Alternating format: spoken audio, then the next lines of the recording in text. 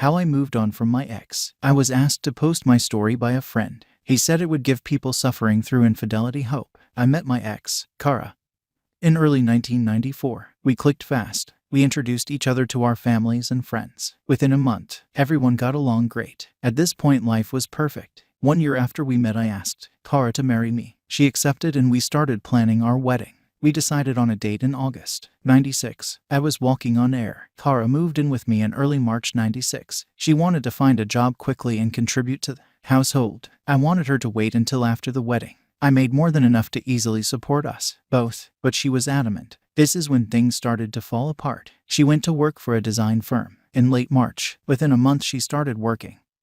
She became distant, showed little affection, and started talking endlessly about her project manager. I should have seen the red flags, but nope. D-Day was June 12, 1996. I came home from work early. And yep, found Kara and her project manager, Tim, in our bed. They both panicked. Tim grabbed his clothes and left. Kara sat on the bed getting dressed and told me we were through. Her reason: he can help my career.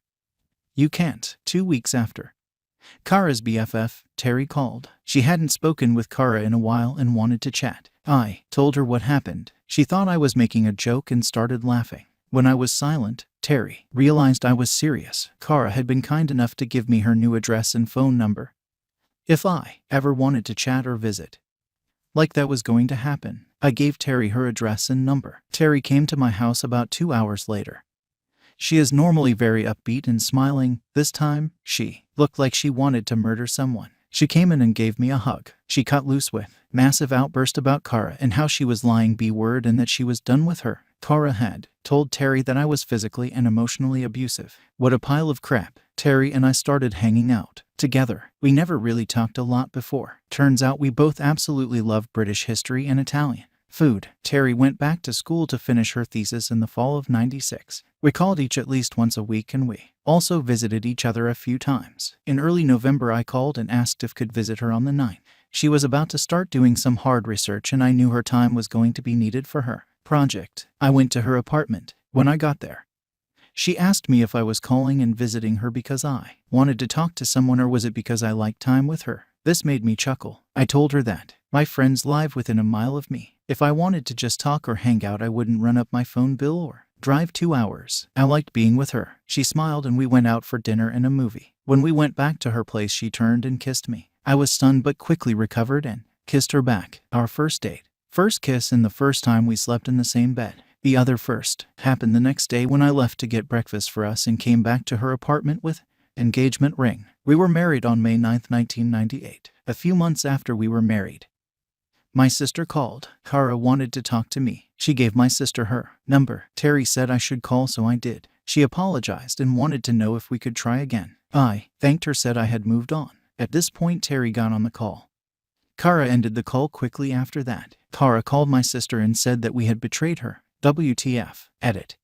I should have included this in the original post but forgot to. In September I was visiting Terry and were hanging out at a Willow Grove in Gypsy Hill Park. We were talking about nothing in particular. She turned to me and took my hand and said, I know you're hurting. I know you're trying to hide it. I want you to know that when you are ready to try again, I will never let go of your hand. I broke at that point. Every emotion that I had been holding back came pouring out. That was when I started to see her as more than a friend. It would be another 2 months before we became a couple. I believe that walk was our turning point. Story 2.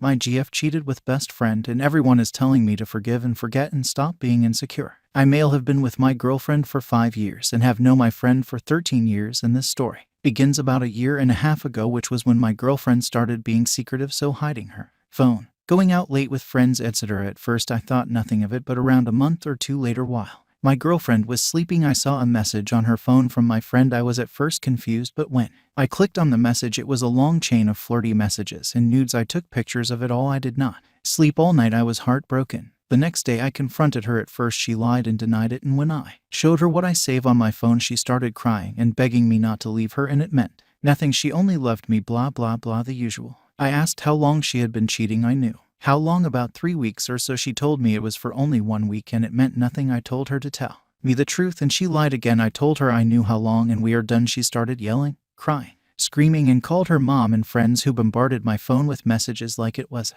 mistake, take her back, and to please forgive her, and it was all a huge misunderstanding, and my now ex-best friend is also telling me to forgive and forget and calling me a deadbeat and loser and bitch. And at this point in time, I came back to her. She was happy and promised to cut contact with my ex-best friend. I believed it and forgave her. Big mistake. Now 1 year later it happened again. She cheated with him again and is crying, sobbing, begging. How I found out was because I caught her in the act on my own bed, and I am again being called a deadbeat, loser, and insecure. Please Reddit, what do I do? Story 3. I 20 male found my GF doing horrific acts behind my back. Sorry for typos, I'm on mobile. Backstory. My GF of Sixers used to live in a rental apartments and were in same city. After I had a fight with my mom, I kicked her out for putting my kittens in grave danger. Since my mom was no more, I was alone.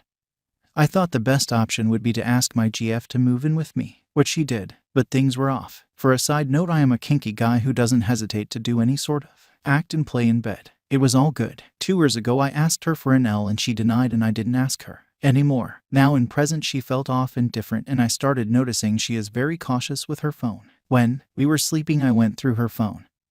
I know I should respect her privacy, but I couldn't help snooping her phone. The only piece of evidence I found was a guy named Akash was texting her frequently. Days went by and I started noticing some of my stuff, which she has nothing to do with, were moved from its original place. I was blinded by love, so I didn't think of it until my suspicions rose when she was texting that guy till 2 in the midnight while I was asleep next to her. I bought a camera small enough to hide in places and left them. 3 days passed by, nothing. On 4th day I saw the tape. They were horrible.